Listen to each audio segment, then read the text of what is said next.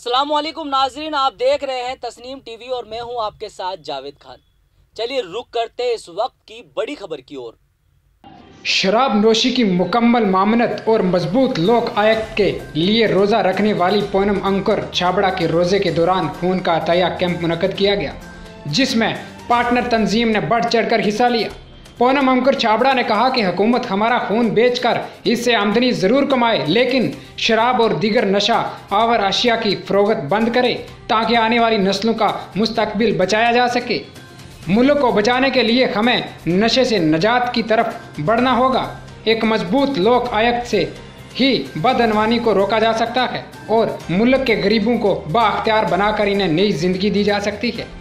इस दौरान कौमी मुस्लिम महासभा जमियतुल उलमाए Hind, Tanzeem Millat, all India justice board, MAM team, national aid team, IBM Tanzeem, Rangrez foundation, मंशियात के इस्तेमाल से आगाही मुहिम मुबारक चैप्टर, डॉक्टर्स टीम, संघ एम्बस, अम्बेडकराइट पार्टी ऑफ इंडिया, आरी तारी दस्तकार, मजदूर वेलफेयर संस्थान, आगाज जिन विकास परिषद, भीम टाइगर्स फोर्स और फाउंडेशन, तस्नीम फाउंडेशन समेत तंजीमों ने अमतना की तहरीक की हमायत की। इस वक्त हम शहीद स्मारक पर मौजूद हैं और यहाँ पर हमारे साथ मौजूद हैं पूनम छाबड़ा जी। मैम, आज आपके अनशन को ये तीसरा दिन है, क्या सरकार से कोई वार्तालाप हुई?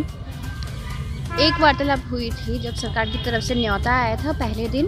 दूसरी बार की वार्ता का कोई भी हम लोगों को अभी साझा नहीं की गई है, कोई भी जानकारी अभी तक कोई दूसरी बार वार्ता का वहाँ से न्योता हम लोगों को नहीं आया है।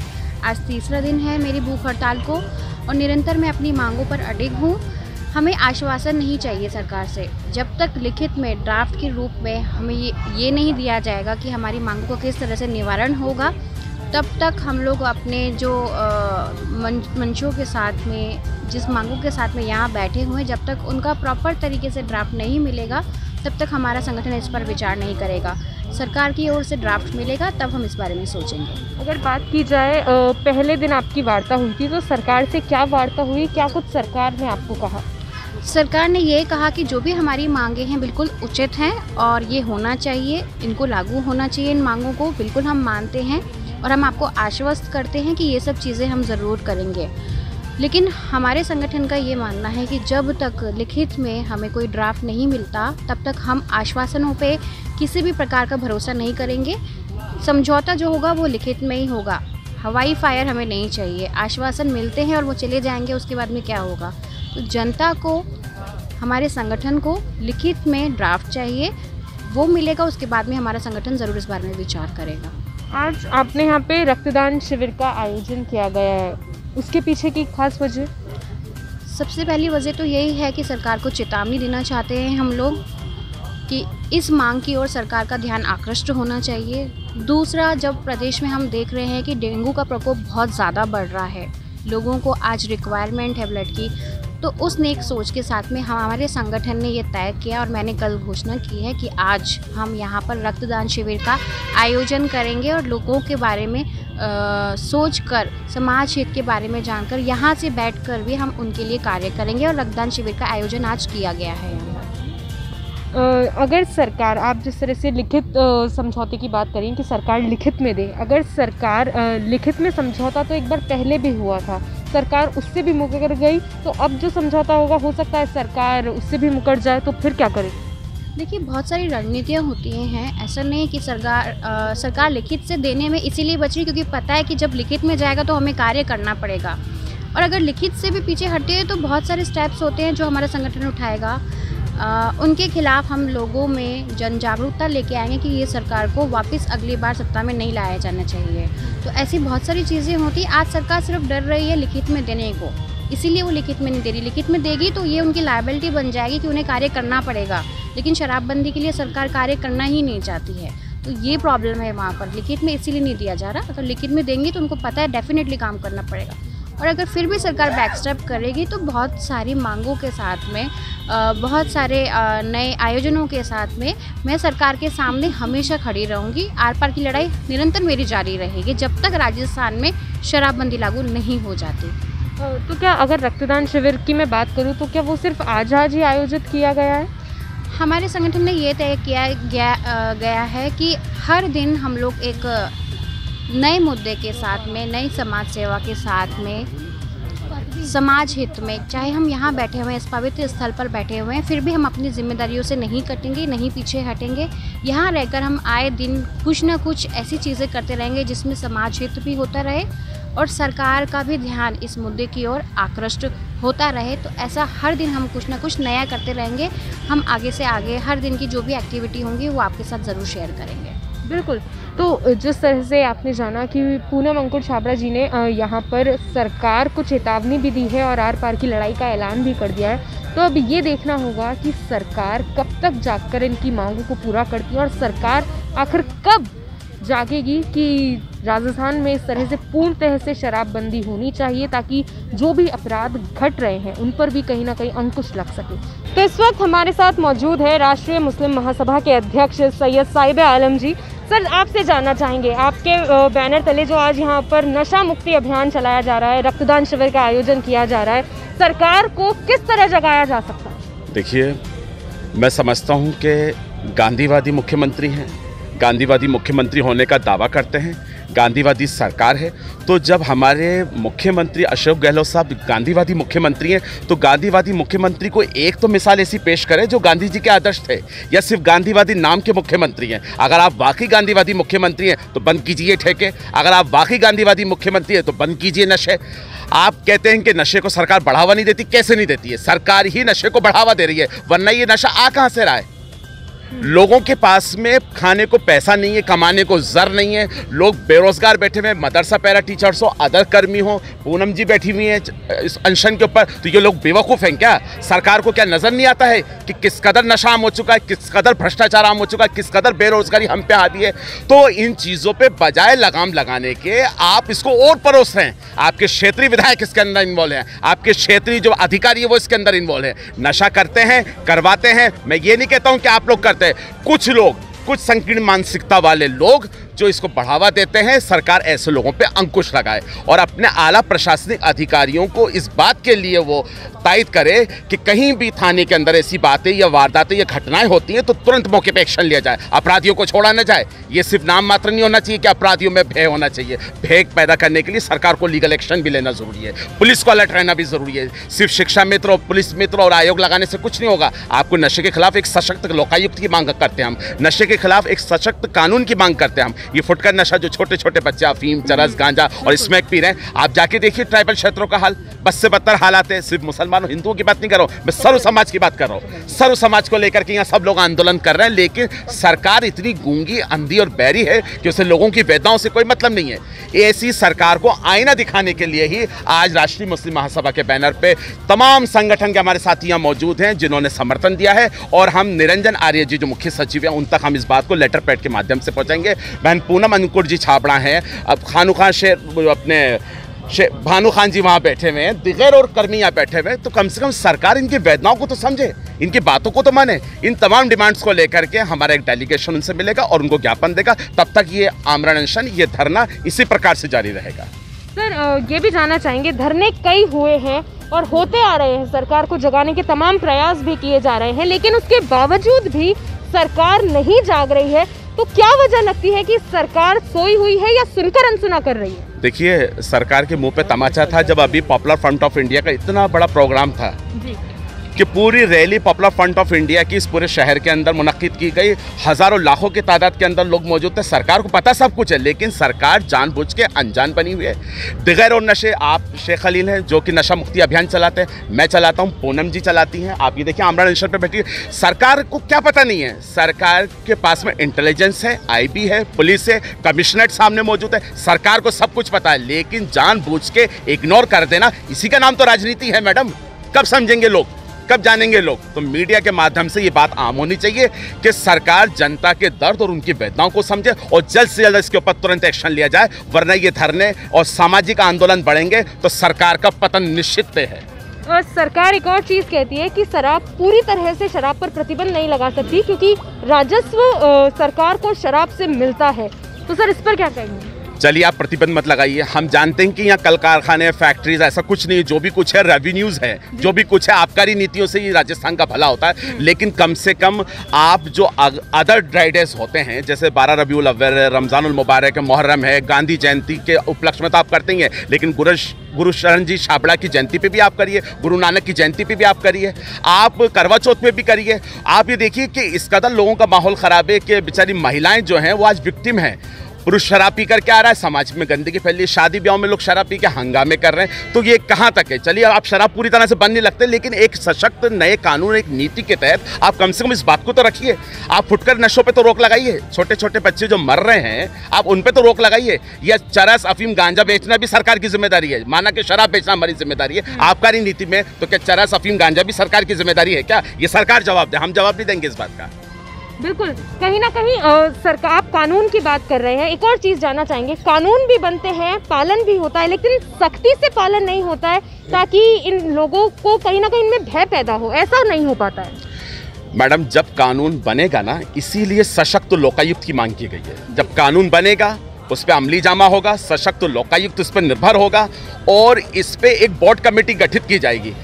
अभी कानून लचीला है, सरकार लचीली है, मंत्री लचीले हैं, विधायक लचीले हैं, इनकी आंख के नीचे, इनके कान के नीचे, इनके पैरों के तले जमीन नहीं खिसक रही, इनको पता है सब कुछ कैसे चल रहा है। लेकिन एक सशक्त कानून जनता के पास ना होने की वजह से ही आज हम लोगों को यहाँ बैठना पड़ रहा है। वरना अगर सरकार इतनी पावर में होती, सरकार अगर निष्क्रिय नहीं होती, तो हम यहाँ आते, हम यहाँ बैठते। न मैं शराब पीता हूँ, न ये पीते, न वो पीते, लेकिन हमें फिक्र है उन कौम के नौजवानों की, उन बच्चों की। आप जाकर के देखिए ना, आप स्टिंग कीजिए ना, आपको सब पता है कि कहाँ नशा बिक रहा है, कहाँ से आ रहा है, कैसा हो रहा है। आए दिन कैसे जाते रहते हैं। सरकार आए दिन कहती रहती है नशा मुक्ति अभियान चलाएगी सरकार, तो अभियान चला रही है, इसका मतलब पता है सरकार को कि नशा हो रहा है, तभी तो अभियान चला रही है सरकार। तो इसमें सरकार को सोचने की ज़रूरत है, ना कि जनता को सोचने की ज़रूरत है। जनता के लिए ही सरकार बनाई गई है। अगर सरकार जनता की जनार्दन बनना चाहती है तो जनता के मुद्दों पर भी उस सरकार को आना पड़ेगा और उनकी मांगों को मानना पड़ेगा। बिल्कुल। और एक और चीज़, अगर सरकार को दोबारा सत्ता में आना है तो कहीं ना कहीं जब तक जनता से नहीं जुड़ेगी सरकार और जब तक जनता की समस्याओं को नहीं समझेगी सरकार, तब तक शायद एक बहुत बड़ी समस्या सरकार को होगी अगले चुनावों में। क्योंकि जब तक सरकार धरातल पर आकर आम जनता की समस्याओं से अवगत नहीं होगी, जब तक क्या कुछ चीज़ें राजस्थान में चल रही है सरकार को जानने की बहुत ज़रूरत है। जैसे कि आप देख रहे होंगे कि मैं शहीद स्मारक पर मौजूद हूँ और यहाँ पर आज ब्लड डोनेशन कैंप, रक्तदान शिविर का आयोजन किया गया है और इसी को लेकर हमारे साथ डॉक्टर मौजूद हैं, नेक हसन साहब, और इन्हीं से बात करेंगे। सर, यहाँ पर ये कैंप लगाया गया है आज, क्या कुछ पूरी तैयारियाँ हो चुकी हैं? तैयारी पूरी है, ब्लड देने के लिए पूरी गाड़ी आ गई है, मोबाइल जो टीम होती है उस ब्लड देने वाले भी हैं और नशा मुक्ति के लिए हमने बैनर भी लगा दिया है और सारे जितने भी हमारे जो साथ मिलकर मुस्लिम सभा के साथ मिलकर जो लोग हैं वो सब यहाँ मौजूद हैं और सब तैयार हैं।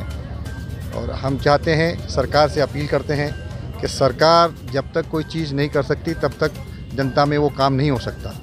तो सरकार इसके हमारे फेवर में आए, मतलब जनता के फेवर में आए, क्योंकि जितना पैसा शराब नशे में जा रहा है उससे ज़्यादा वो बीमार हो जाते हैं। जो सरकार को जो अर्निंग हो रही है उससे ज़्यादा उनके बीमार होने से उसमें उधर जा रहा है पैसा। तो सरकार को लग रहा है कि पैसा आ रहा है इससे, लेकिन एक्चुअल में सरकार को भी घाटा है। अगर इसको टोटल वो लगाया जाए तो सरकार को भी नुकसान है। और जब स्वस्थ परिवार नहीं होगा तो स्वस्थ समाज नहीं होगा, स्वस्थ समाज नहीं होगा तो राजस्थान भी स्वस्थ कैसे रहेगा? तो ये आगे देश कभी नहीं बढ़ सकता। इससे छोटे छोटे मुल्क हैं, छोटे छोटे देश हैं जो राजस्थान से भी छोटे हैं, वो दुनिया में बहुत ऊपर हैं। हम इतना बड़ा देश होके अगर स्वस्थ समाज नहीं रहेगा तो देश में कभी तरक्की।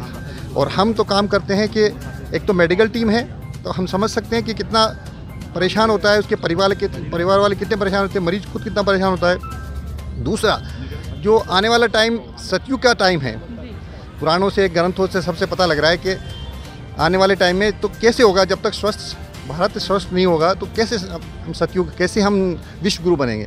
नहीं बन सकते। तो इसके लिए हम विरोध करते हैं, सरकार से ज़ोर से कहते हैं कि भाई सरकार इस पर थोड़ा सा ध्यान दे, इस पर सीरियस ले। ये बहुत गंभीर विषय है।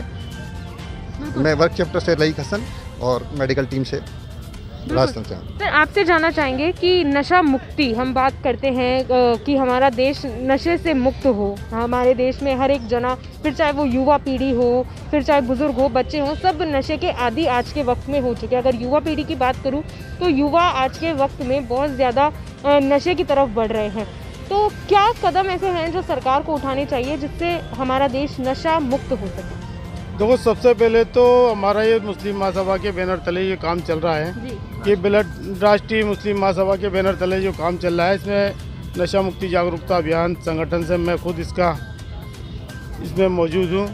इसमें देखो डेंगू का काम भी चल रहा है। इस टाइम डेंगू बहुत तेज़ी से फैल रहा है, लेकिन हमारा संगठन बराबर ब्लड के लिए काम करता हुआ आया है और कर भी रहा है। नशा मुक्ति जागरूकता अभियान में भी हमारा संगठन बहुत तेज़ी से काम कर रहा है। इसमें चाहिए कि सरकार को सबसे पहले तो राजस्थान के हर विधानसभा क्षेत्र के अंदर कम से कम एक नशा मुक्त केंद्र फ्री खोला जाए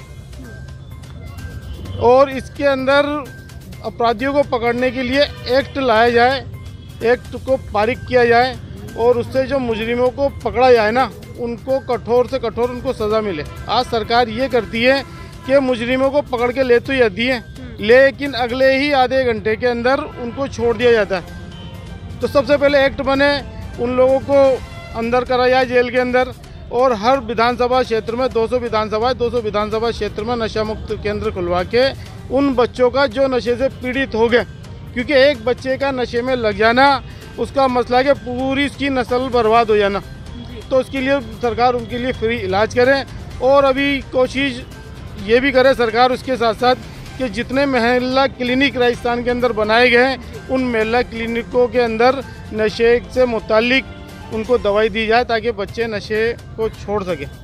बिल्कुल, सरकार को ये अहम कदम तो बिल्कुल उठाना चाहिए ताकि हर एक जगह 200 विधानसभा सीटें हैं हमारे राजस्थान में, तो हर एक क्षेत्र में कम से कम एक नशा मुक्ति केंद्र तो होना चाहिए कि जिस तरह से आज युवा पीढ़ी नशे की लत का शिकार होती जा रही है, ज़्यादा से ज़्यादा नशा कर रही है, तो कहीं ना कहीं ये चीज़ सुधरे और सरकार एक सख्त से सख्त कानून बनाए, लेकिन कानूनों का पालन भी करवाए, क्योंकि कानून बन तो जाते हैं लेकिन पालन नहीं हो पाता है। सर आपसे जानना चाहेंगे कि जिस तरह से आज यहाँ पर रक्तदान शिविर का आयोजन किया गया है, लोगों से कहा गया है कि बहुत ज़्यादा संख्या में आकर अपना रक्तदान यहाँ पर ब्लड डोनेट करें, तो सर क्या लगता है जिस तरह से और सरकार भी कहीं ना कहीं कानून बना देती है चीज़ों को लेकर, लेकिन सख्ती से पालन नहीं हो पाता, आपको क्या वजह लगती है कि सरकार के बनाए हुए कानूनों का सख्ती से पालन नहीं होता है?